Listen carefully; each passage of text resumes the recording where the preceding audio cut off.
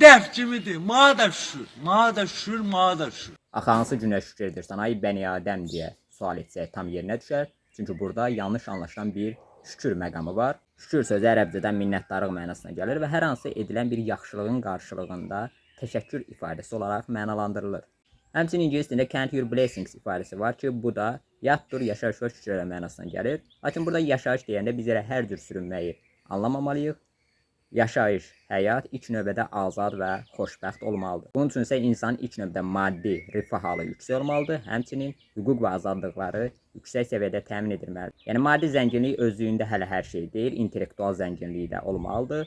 Çünki intellektual zənginlik olmadıqda insanın istirabları da bir o qədər artıq olur. Bariz nümunə ölkədə yüzlərlə maddi cəhətdən zəngin olan, amma tətmin olmayan, özünü xoşbəxt hiss etməyən insanları görə bilərik. Çünki maddi zənginlik olsa da buradan yoxsuldular.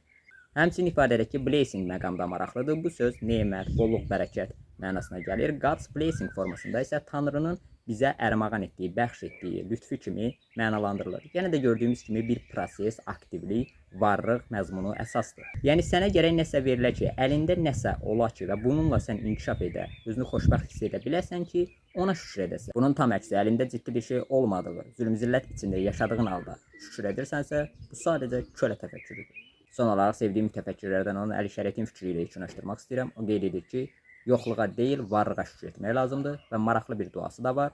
Ey Tanrım, şükürlər olsun sənə ki, mənə razılaşmadığım şeylərə qarşı etiraz etmə, üsyan edə bilmə bacarığı vermisən. Çok şükür, bin şükür seni bana verene.